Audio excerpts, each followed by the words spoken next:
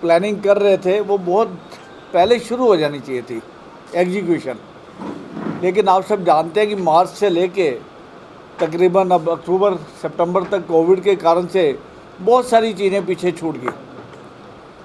व्यापार भी अच्छे नहीं थे और सरकार का ध्यान भी सारा कोविड को महामारी से लड़ने का जो था, इसलिए। लेकिन अब समय आ गया जब कोविड के साथ ही रहना सीखना पड़ेगा और आगे काम बढ़ाना पड़ेगा, विकास की गति को बढ़ाना पड़ेगा। हर काम रुका नहीं रह सकता। तो इसीलिए मैं आज आपसे मिल रहा हूँ। पानीपत में बहुत सारे प्रोजेक्ट आपको एकदम से नज़र आएंगे। अब सबसे पहले जो असंध रोड का 4 लेन था, बहुत लंबी एक प्रक्रिया होती है। इसमें इतने ज़्यादा डिपार्टमेंट्स होते हैं और लास्ट में फॉरेस्ट में आके काम रुक जाता है। फॉरेस्ट क्लियरेंस सबसे बड़ी चुनौती होती है हमारे लिए। उन सब जो दुविधा थी उसको पार किया, हर्डल्स को पार किया और उसका टेंडर लग चुका है, वर्क ऑर्डर रिलीज़ किया जा चुका है और मुझे उम्मीद है कि ये 6 या 7 दिन के अंदर अंदर वहाँ पे काम शुरू हो जाएगा। संत रोड का 4 लेनिंग का काम पहले ये प्रभाकर हॉस्पिटल से था, अब इसको बढ़ा के हमने लाल बत्ती चौक से लेके नहर तक 4 लेनिंग की जाएगी। इसके बीच में डिवाइडर होगा, फैंसी लाइट्स होंगी और पूरी रोड जो 82 फीट की रोड है, ये साइड में पूरी टाइलें लगाई जाएंगी। तो ये डेवलपमेंट पहली है पानीपत की संत रोड की। और दूसरी डेवलपमेंट जो है हमारी गोहाना रोड का फाइनल हो गया है। गोहाना रोड का गोहाना मोड़ से लेके 2 पार्ट में है ये काम, एक तो नहर तक और सेकंड पार्ट में नहर से लेके डाहर मोड़ तक। इसकी टोटल क्लियरेंस हो चुकी है, फॉरेस्ट की क्लियरेंस भी हो चुकी है। अब इसका टेंडर लगने जा रहा है। टेंडर खुलने की जो प्रक्रिया है 15 से 20 दिन की, शायद 25 दिन की होती है। तो मैं ये उम्मीद करता हूँ कि आज से 1-1.5 महीने के अंदर अंदर जो गोहाना रोड है ये टोटलिटी में 4 लेन होने जा रहा है और इसमें भी बीच में डिवाइडर भी होगा और फैंसी लाइटें होंगी सब इस जगह पे। ये 2 प्रोजेक्ट का पैसा भी आ चुका है और ये काम आपके शहर में बहुत जल्दी शुरू हो जाएगा। इसके साथ ही साथ मैं माननीय मुख्यमंत्री जी का बहुत बहुत धन्यवाद करना चाहूँगा कि लगातार मैं उनसे संपर्क में था निगम के कामों के लिए, क्योंकि निगम की आमदन हमें नज़र नहीं आ रही। जितनी आमदन ये दिखाते हैं उतना खर्चा दिखा देते हैं, तो डेवलपमेंट के नाम पर कोई टेंडर नज़र नहीं आ रहे थे। तो माननीय मुख्यमंत्री जी के पास हम गए, पूरा विषय उनके ध्यान में लाया। परसों रात भी मैं उनसे मिला, बहुत लंबी बैठक चली। और पानीपत के लिए, मैं पानीपत अर्बन की बात कर रहा हूँ, पानीपत सिटी के लिए लगभग आज आपने पेपर में पढ़ा भी है 52 करोड़ के लगभग का अप्रूवल जो है वो एक्चुअली 52 करोड़ की नहीं है, वो 73 करोड़ की है। 2 लॉट में इसको हमने अप्रूव कराया है, 52 करोड़ और 21 करोड़। इसमें पानीपत शहर की पूर्ण रूप से डेवलपमेंट की जाएगी और टेंडर जो हमारे पास हैं उनको पहले रिव्यू किया जाएगा। हमने ये देखा कि 1.5-2 साल के टेंडर इसमें लगे हुए हैं। अब मालूम नहीं उसकी वहाँ नीड है भी नहीं है, क्यों लगे हुए हैं 2 साल से टेंडर। और कईयों के तो वर्क ऑर्डर भी इश्यू हुए हैं और काम शुरू नहीं किया गया। ऐसी स्थिति है निगम में। तो मेरा डिपार्टमेंट मिस्टर जिंदल और हमारे सभी पार्षदगण अपने अपने वार्ड में उनको सूची दी जाएगी। वो अगर कंफर्म करेंगे कि हाँ ये काम होना है तो काम किया जाएगा। जो भी पार्षद अपने वार्ड में काम चाहेंगे वो पूर्ण करके दिए जाएंगे। कोई गली नहीं छूटेगी, कोई मोहल्ला नहीं छूटेगा, कई पुलियाँ टूटी हुई हैं, सभी काम हल निकाल के लाए हैं। लगभग 73 करोड़ रुपया अगर इस साल में, पहले साल में हमने लिया तो एक बहुत बड़ी राशि है ये। और माननीय मुख्यमंत्री जी का बहुत बहुत धन्यवाद है कि उन्होंने शहर की नीड को समझते हुए पूर्ण रूप से सहयोग करते हुए उन्होंने ये परमिशन दी है। और इसके टेंडर हम लोग लगातार अब लगाते चले जाएंगे, हर वार्ड में बराबरी से। ऐसा ना हो कि एक ही वार्ड में सब लग जाए।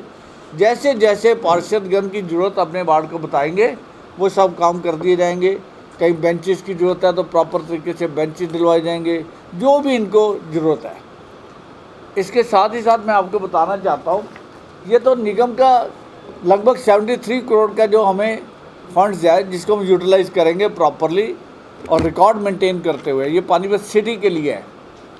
इसके साथ ही जो मैंने शुरू में जब आप लोगों ने विधायक बनाया पानीपत की जनता ने, तो मैंने तब भी एक बात कही थी कि योजनाबद्ध तरीके से काम करेंगे।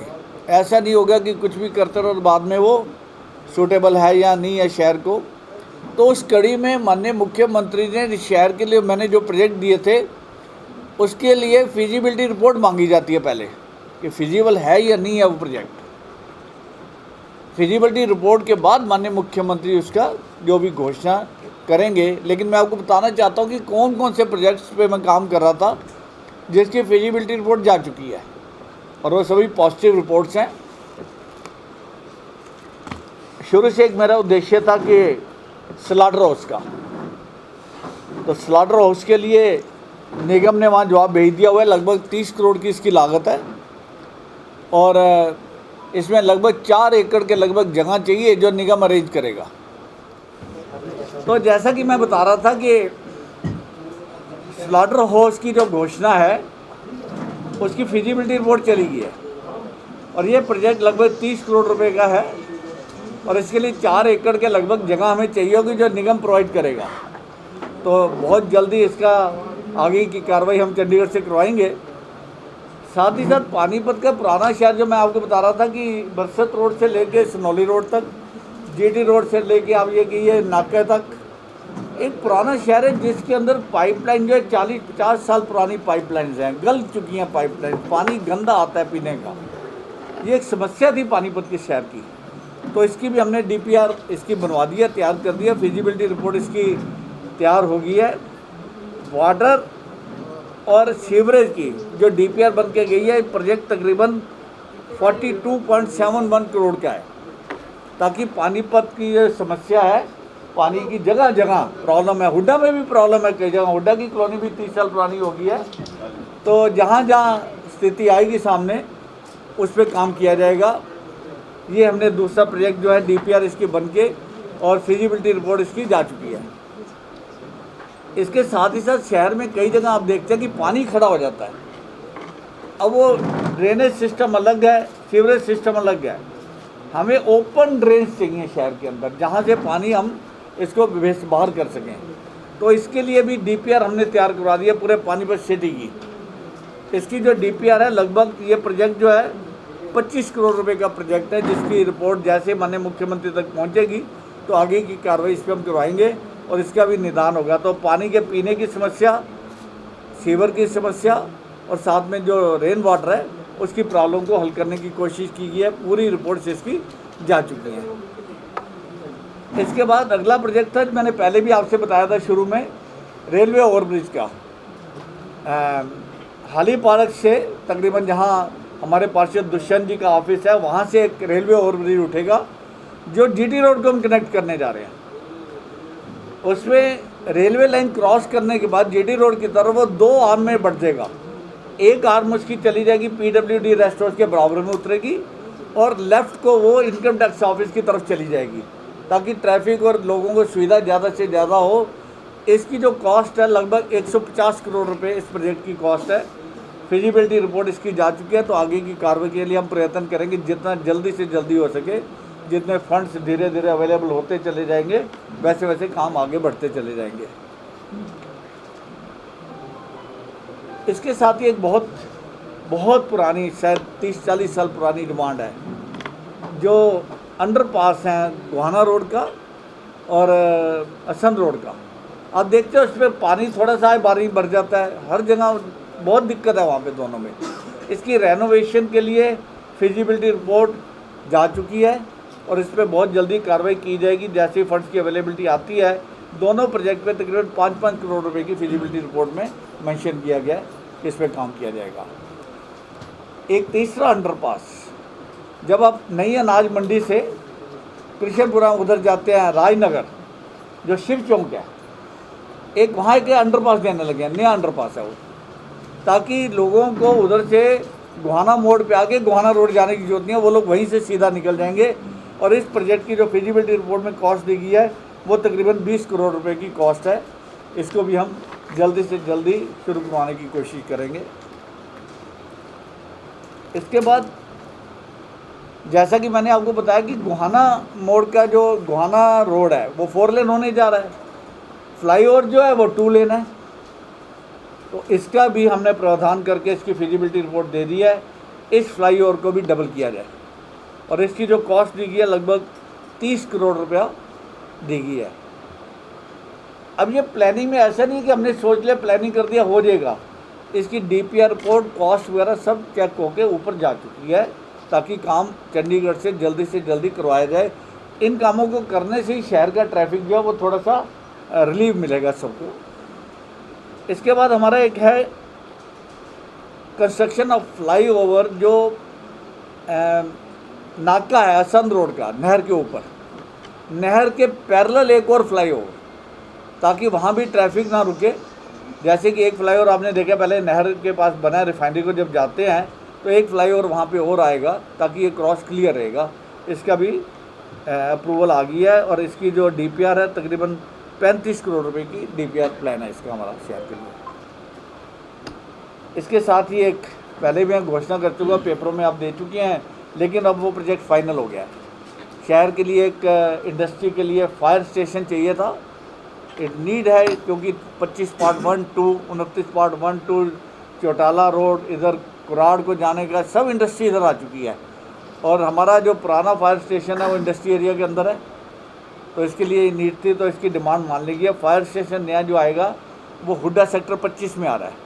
इसके लिए लगभग 2 एकड़ जगह चिन्हित कर दी गई है जो हुड्डा से हम लेंगे, और इसके प्रोजेक्ट की जो कॉस्ट है ज़मीन के अलावा बिल्डिंग कॉस्ट जो है लगभग 11.5 करोड़ रुपए है, जो नगर निगम इसको बनाएगा।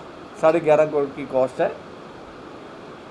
इसी तरह से जो ओल्ड इंडस्ट्री एरिया है, आप देखते हैं कि जो नया इंडस्ट्री एरिया बना है यहाँ तो CTP प्लांट लगे हुए हैं, 21 मिलियन लीटर पर डे के 2 प्लांट लगे हुए हैं, लेकिन ओल्ड इंडस्ट्री एरिया के अंदर इतनी बड़ी इंडस्ट्री लगी हुई है, वहाँ कोई CTP प्लांट नहीं है।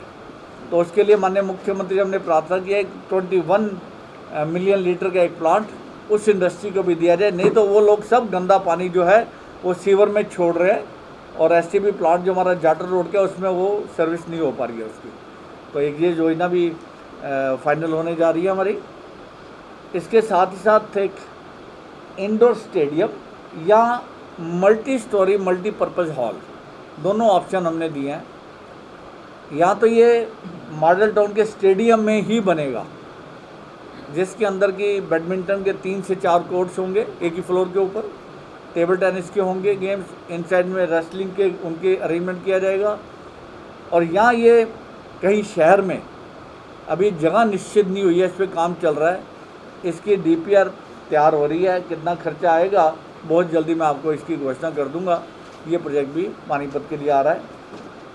जो 9800 लाइट का एक टेंडर लगा था, बहुत देर से शहर वाले पूछ रहे हो लाइट कब आएगी, लाइट कब आएगी। मैं अभी आपको व्हाट्सएप के माध्यम से लाइट्स का फोटोग्राफ भेज देता हूँ। जैसे ब्यूटीफुल लाइट, कलर्ड लाइट है। अगर उसकी वेट देखेंगे उस लाइट का आप, तो जो लाइटें पहले इस शहर में लगी हैं 2 या 3 लाइट के वजन के बराबर एक लाइट का वेट है, और 5 साल की गारंटी है। और ये लाइटें आज सुबह मैंने मीटिंग की थी, ये लाइटें हमें फर्स्ट वीक ऑफ नवंबर में डिलीवर हो जाएंगी। तो शहर को मैं समझता हूँ फिर निगम में जिस तरह से भी मेरे साहिबा बैठी हैं, पार्षदगण बैठे हैं, जो भी इनकी योजना होगी अगली जिम्मेवारी इनकी है। मेरे तो लाइटों का टेंडर ऊपर से अप्रूव कराने तक जिम्मेवारी थी, उसके बाद पार्षदगण मिलके और मेरे साहिबा मिलके उसको लाइटों का अपना जो भी मेंटेनेंस भी बाद में कैसे होनी है, उतारना चढ़ाना क्या है, आप लोग देखेंगे। ये सभी योजनाएं ऑलमोस्ट फाइनल हो चुकी हैं, DPR इनकी बन चुकी है। शहर के विकास की गति पकड़ने का टाइम आ गया है। 1 साल हमारा थोड़ा सा इसलिए हल्का निकला, पहले भी मैंने बोला कोविड की वजह से, सब हम जानते हैं। लेकिन अब अवनीत जी दिन रात मेहनत कर रहे हैं, पार्षदगण लगातार हमारे सबके संपर्क में रहते हैं, सभी लोग अपने टेंडर्स बताते हैं उनके वार्ड में क्या कमी है। कईयों कमियां, पुल टूटे हुए, छोटी छोटी पुलियाँ टूटी हुई हैं, सीवर नहीं ढके हुए। तो इसके लिए भी मैं अवनीत जी आपसे प्रार्थना करूँगा हर वार्ड में हम कुछ ना कुछ पैसा अलॉट कर दें, ताकि इनको छोटे छोटे काम के लिए हमारे पास नहीं आना पड़े। एक वार्ड में 5 लाख का 10 लाख का टेंडर इनका लगा दिया जाए। और जो शहर में बेंचेस वगैरह हैं वो हम योजनाबद्ध तरीके से इकट्ठे मंगवा के जहाँ जहाँ जरूरत होगी, जैसी जैसी नीड बेस होगा उसको डिस्ट्रीब्यूट करें। ऐसी योजना हमें बनानी चाहिए। और टावर लाइट्स का एक हम लोग पानीपत शहरी विधानसभा में लगभग 300 टावर लाइट लेने जा रहे हैं, 9 मीटर की 300 टावर लाइट। और जहाँ जहाँ पार्षदगण और आप सलाह करेंगे कि कहाँ वो लाइटें लगनी चाहिए, जहाँ नीड बेस हो, चौक कोई खाली नहीं रह जाना चाहिए, कोई मंदिर गुरुद्वारे के आगे ज़रूर लगनी चाहिए। हमें सभी जगह कवर करनी है ताकि लोगों को रोशनी में कोई कमी महसूस ना हो, रात को कोई दिक्कत ना हो।